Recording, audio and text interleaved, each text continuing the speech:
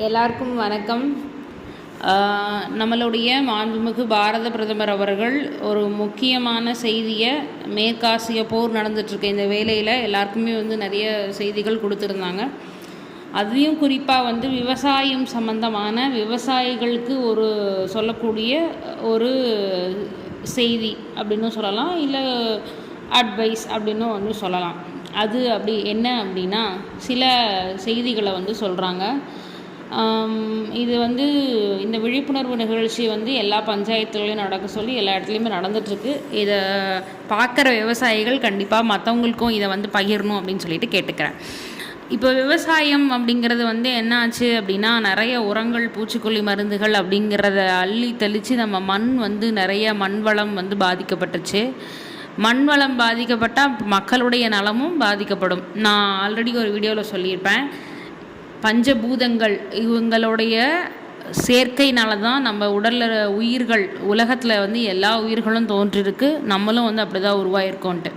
அப்போ இந்த இயற்கையில் நம்ம செய்யக்கூடிய இந்த மாசுபாடு, இயற்கையை கெடுக்கிறது எல்லாமே இதனுடைய விளைவுகள் எங்கே வருதுன்னா, திருப்பி யார்கிட்ட வருதுன்னா நம்மக்கிட்ட தான் வருது. அப்போது காரணம் அதிகமான அளவுக்கு அதிகமான உடல்நல ஆரோக்கிய இன்மை, அதுதான் காரணம். உணவே மருந்து அப்படின்னு வாழ்ந்துட்டு இருந்த காலம் போயிட்டு இன்றைக்கி உணவு ஒரு பக்கம், மருந்து ஒரு பக்கம், மாத்திரை ஒரு பக்கம்ன்ற காலத்தில் எல்லாருமே போக ஆரம்பிச்சிட்டோம். இன்றைக்கி மாத்திரையை நம்பி அதை நம்பி சாப்பிட்றோம். பட் உணவை நம்பி சாப்பிட்றதுக்கு எல்லாருமே பயப்படுறாங்க. அந்த மாதிரி ஒரு ரிவர்ஸான காலகட்டத்துக்கு வந்துட்டோம். காரணம் என்னென்னா, மக்களுக்கு போதிய விழிப்புணர்வு இன்மை. அதாவது ஒரு விஷயம் இதுவாகவே இருந்தால் கூட விளம்பரங்கள் மூலமாக நம்ம என்ன பண்ணலாம் அப்படின்னா அதை நம்ப வைக்க முடியும்.